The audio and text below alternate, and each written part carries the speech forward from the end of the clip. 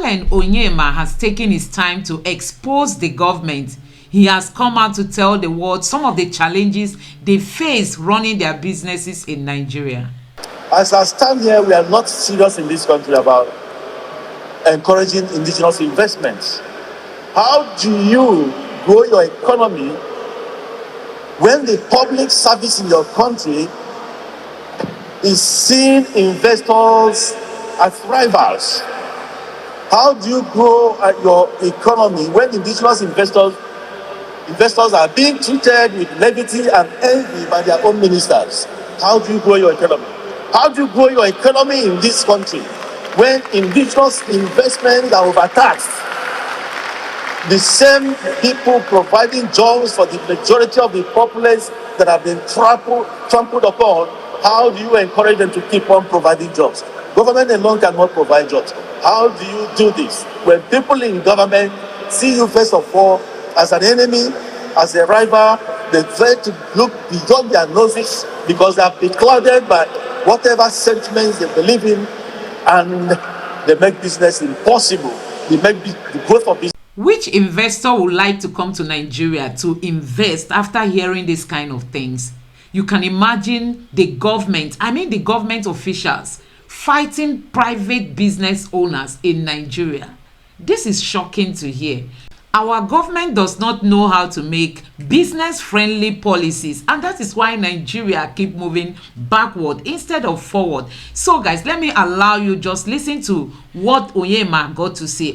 Honestly, he blew out fire from his mouth. Just take a look at this.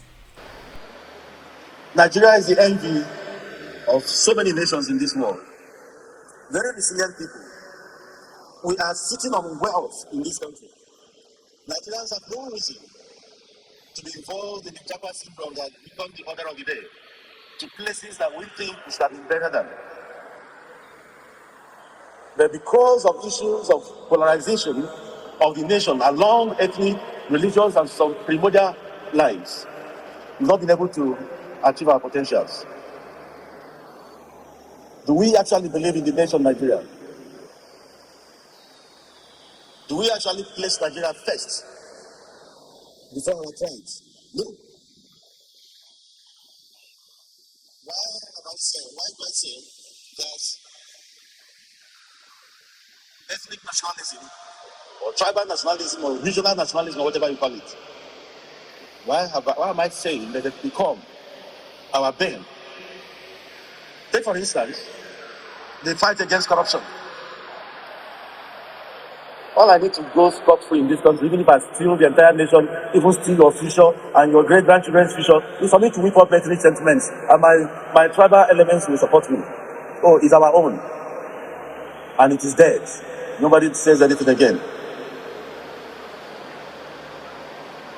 We cannot continue like this as a nation. These things are not helpful in the economic growth of this country in so many ways. There's no unity of purpose. Have you thought of if this situation is not exist in this country, where this country would have been today? It means there will not be anything like federal character. There will not be anything like quota system. There will not be anything like mediocrity being foisted and forced on everyone, because they're not thinking like a one nation we are supposed to be. If we think that way, we don't care about where your president comes from. Myself, Onyema, I don't care where my president, the ministers, the messengers, the governors come from. They can come from one village as far as I'm concerned. All I need is good governance. However, what we practice in Nigeria is the other way around, and that has demeaned the progress of our nation.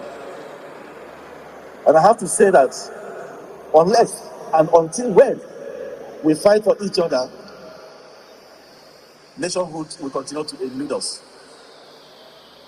Unless and until we fight for each other, nationhood will continue to elude this country. Why did I say so? Take for example, Nigeria is a multicultural entity. In a multicultural nation like Nigeria, the worst thing you can do to yourself is to allow the components of that entity to be fighting for themselves for whatever belongs to them or what they should get.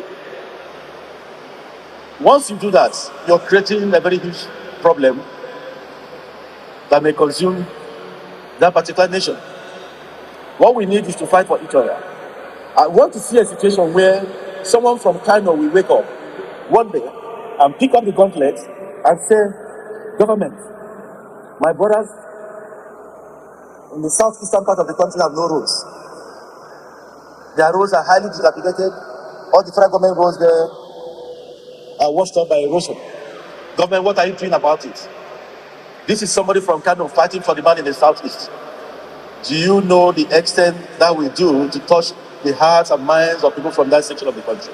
Imagine someone from the southeast picking up a fight with the federal government.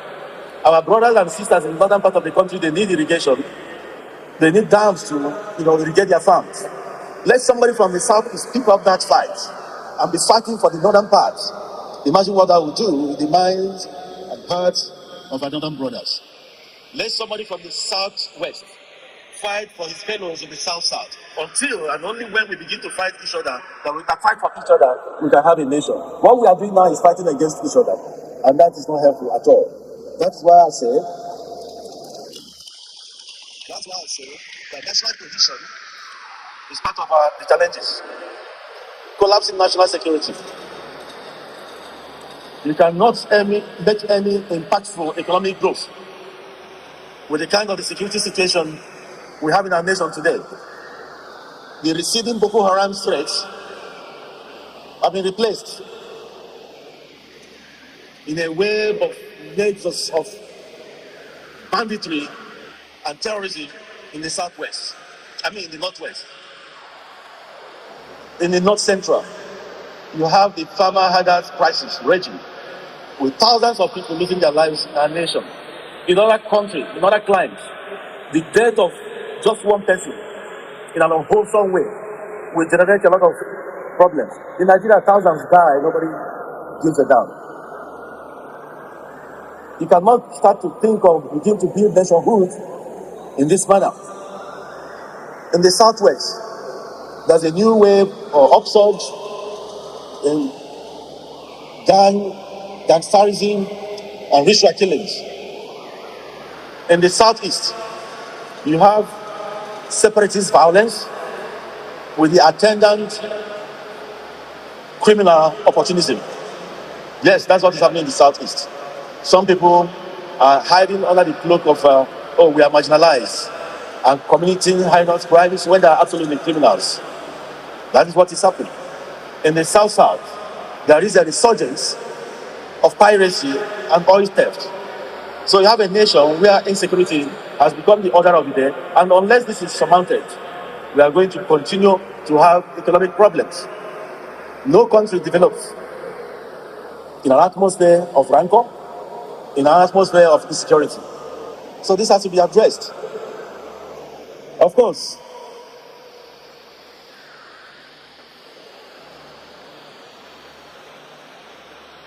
you have to start thinking about the ease of doing business in Nigeria.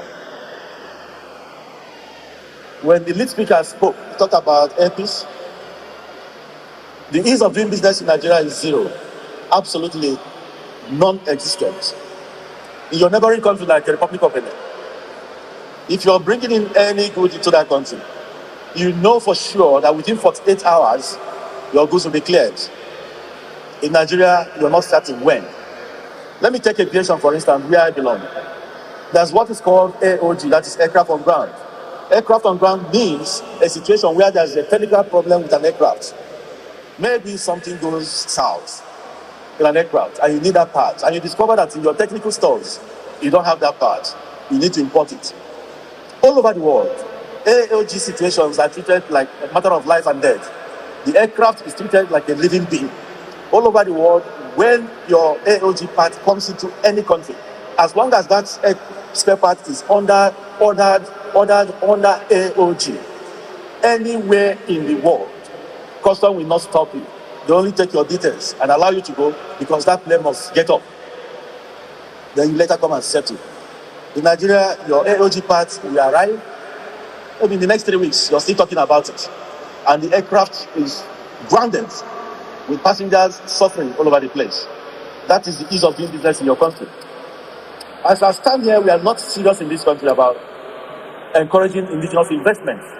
How do you grow your economy when the public service in your country is seeing investors as rivals? How do you grow your economy when indigenous investors How do you grow your economy? How do you grow your economy in this country when indigenous investment are overtaxed?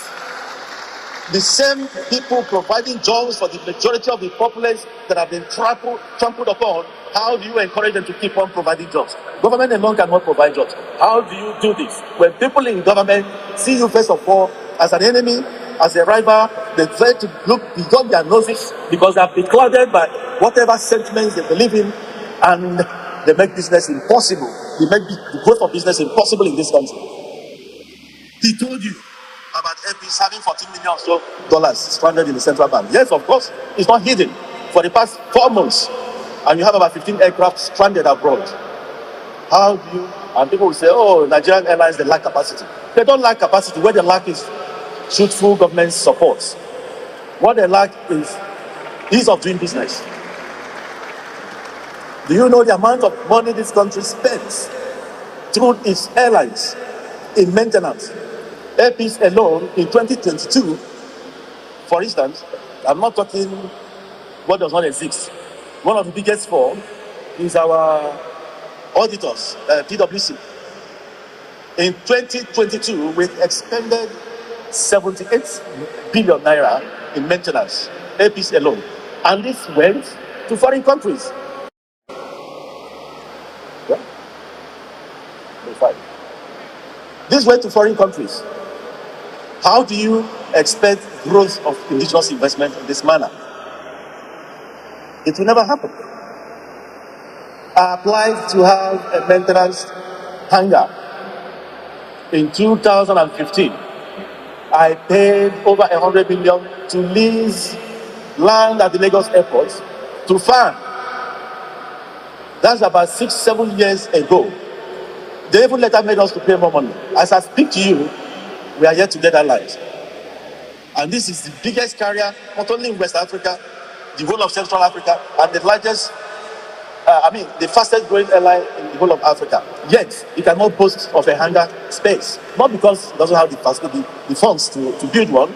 If they had given us this some 6 years ago, maybe now Nigeria will have an MRO they'll be proud of that will attract foreign investments because other countries will come here and maintain their aircraft. But Nigerian airlines will maintain their aircraft here. So you can imagine what one airline alone has pushed out to the foreign reserves of other countries. This is what is happening here. The ease of doing business is zero, completely zero. And unless this is addressed, we cannot have any solution in sight. Of course, you talk about endemic public corruption. That one is something of not only public notice, even judicial notice. So I don't have to dwell on that. Of course, our economy has been battered. But if we have the political will, we can come out of it. If we have the political will, we can come out of it. What we need now is that the present government in Nigeria, it's obvious that the present government in Nigeria has inherited massive governance burden. No doubt about that. Yes, we must give the government some benefit of doubt and time to put their acts together. But in doing that, the government requires forthrightness, sincerity of purpose, and radical political will. The government must be decisive enough to confront the entrenched vested interest in the polity. There's a lot of vested interest with people in government. This government must do everything to dismantle that. Public servants must be statesmen who must be committed to the principle of democratic governance. If this is not done, then we are in for a very serious problem. The fate of the country in this moment largely depends on the strength and character and dedication of our political leaders. Yes, the government must be able to adopt a hardline commitment to the principles of democratic good governance even in the face of reactionary pressures arising from the entrenched vested interest. However, if we are going to have bad statesmen in governance, the chances are that the challenges will aggravate into a combustible mix that may herald a failed state in Nigeria in the nearest future.